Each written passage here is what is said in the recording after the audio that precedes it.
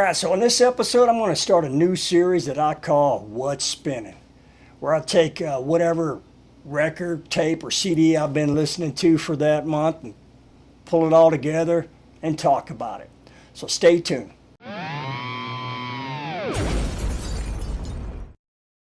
Alright, hey everybody, welcome back. If you're new to the channel, hey, thanks for stopping by. Like I said, this is going to be a new series called What's Spinning.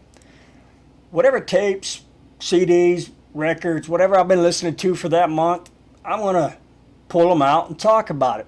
It gives me the opportunity to kind of discuss the rest of my collection, right? Not just, off the wall or a collection update. So I've got some cool stuff and I look forward to sharing it with y'all. So let's go ahead and get started. All right, so the first one from my favorite band. That's right. Right there. Yep, AC/DC. Their 1983 release, Flick of the Switch. It turns 42 this month. Man, hard to believe. It was released in August of 1983. Also the third release with Brian Johnson as the lead vocals. I think this is one that's kind of overshadowed, right, by Back in Black and For Those About to Rock, and also, some of the previous Bond stuff as well. But I think it's an awesome album, man. It's probably one of my favorite Brian Johnson era releases. Just great tracks, man. Rising Power, the first one. Flick of the Switch title track. Nervous Shakedown, man. It's just got that kind of slow, kind of heavy groove to it. B-side's awesome too, man. Guns for Hire, Bedlam in Belgium, Badlands, man, killer tracks. And back in 83, I was only 9 years old, but I didn't remember seeing a whole lot about this. I was home a lot, during the summer. Both my parents worked, so I watched a lot of MTV. And I remember always seeing, videos off of Back in Black and For Those About to Rock. But don't remember anything off of this. I think there might have been a video for Guns for Hire, but I can't remember. And I really don't recall ever hearing any of it on the radio as well. But just killer album, like I said, man. I think it's, unfortunate a lot of people overlook this one. Maybe they don't. Maybe I'm just not looking in the right place. But one thing I have come across there was a lot of recording, a lot of video for this album, for this tour. I don't know if they released it on VHS or something back in the day. But I did come across, I think it's actually on AC/DC's official YouTube channel. But they recorded a bunch of rehearsal time, before they went out on the Flick of the Switch tour. And man, it's killer, man. They're like in this big warehouse. They just got their gear laying around, and they're just jamming, man. I think they play everything off. I think they play all songs off of this. They might have played some other ones. I can't remember. But it's cool, man. They're just sitting there jamming, and they're drinking beer, smoking cigarettes, man. If you get a chance, if you haven't seen it, go check it out. I'll try to find the link and post it down here below. But anyway, man, great album. Like I said, one of my favorites from them during that Brian Johnson era. Once again, AC/DC, Flick of the Switch. All right, next one is the third solo album from Dio. That's right, Sacred Heart. Man, that was released in August of 1985, so it turned 40 this month. Man, that is crazy. This is also the last album that Vivian Campbell played guitar on. But I also think this is an overlooked album that a lot of Dio fans or just a lot of people in general, don't know about. Kind of overshadowed, especially with Holy Diver and Last in Line, those two first albums, man, they were killer. But this is a good album as well. It's got some cool tracks on it. King of Rock and Roll, Rock and Roll Children, and then probably my favorite on this album, even though it's a little more commercial, for Dio type songs, but Hungry for Heaven, man. I always loved that song. Video's a good kind of 80s cheesy video as well. But Like the Beat of a Heart, that's a killer song. And then Shoot Shoot, like that as well. But great album, man. 40 years old, man. We're getting old. Anyway, that's Dio, Sacred Heart.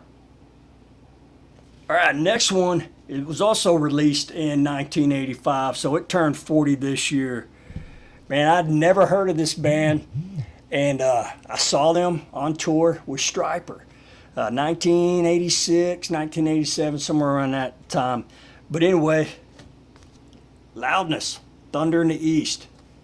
Man, another killer album, man. Just good, heavy. 80s metal with some technical guitar playing and just killer solos as well, man. Akira Takasaki, man, this dude is awesome, man. Cool looking guitar too, but just a legend. Killer guitar player. But tracks on here, man, my favorite's got to be Crazy Nights, man. Just that opening riff is just amazing, man. Heavy, just punches you right in the face. Let's see, We Could Be Together. Kind of a slower one, but kind of poppy, but cool track. B-side, Run For Your Life. No Way Out, man. Killer tracks. But good band, man. And I think I know they're still around. I don't know if they put anything out.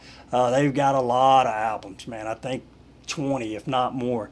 But so there's plenty to choose from. But if you haven't heard them, definitely check them out. And if you haven't heard this one, man, it's a classic. But Loudness, Thunder in the East. All right, last one here is on tape. And speaking of Stryper, that's right. Stryper's second release, Soldiers Under Command. Man, when I was 12, 13, 14 years old in my early teens, I was a huge Stryper fan. First concert, metal rock concert that I ever went and saw.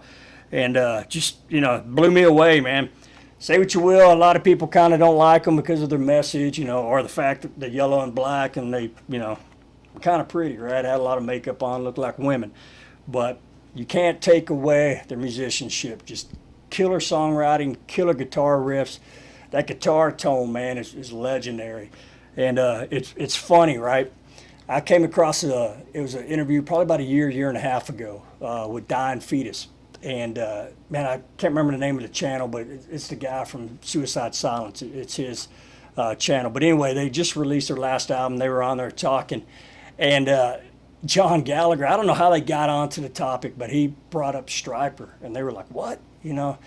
And he's like, yeah, the Christian band, yellow and black, they wore all that. And they were like, what's going on? So they pulled it up, showed a picture, and of course they just started busting his chops, man. What?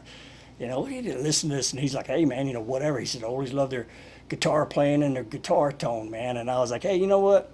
Good for John Gallagher. Who would have thought, man? John Gallagher from Dying Fetus loves Stryper. But hey, that's cool. That just shows you, man, great musicianship is great musicianship, but it's just killer album. This is actually my favorite one from them. Soldiers Under Command, that riff, it's just awesome. Makes Me Want to Sing's another good kind of heavy song. Together Forever, First Love, that's kind of a piano ballad. Not a big fan of those, but The Rock That Makes Me Roll. B-side, man, is good as well. All the songs, there is Together as One. It's it's a ballad. Like I said, not a big fan of the ballads, but they wrap it up with Battle Hymn of the Republic, which is cool. But great band, they're still at it. If you've kind of lost track, didn't know what happened to Stryper, man, they're still at it. They're putting out albums about every 2 years. They're still pumping them out. Matter of fact, I think they're still on tour. I know they were on tour in South America, but they're out there still, hitting the streets, putting out great music, still touring. So, if you kind of forgot about it, hadn't heard of them or seen them in a while, man, go check them out. But great album. Once again, Stryper, Soldiers Under Command. All right, well, that wraps this episode up. Hey, man, y'all be sure to leave comments. Let me know what y'all think. Is this a, good idea for a series? I'm sure, I know I'm not the only one that does it, but like I said, it just gives me the opportunity to share the rest of my collection back here. I got some cool stuff, and I'd like to share it with y'all. So, once again, leave me comments. Let me know what y'all think. Let me know what you think about these albums. If you like them, you don't like them, what your favorite song, what your favorite album by the band is. And as always, hey, man, I appreciate y'all stopping by. And until next time, y'all take care.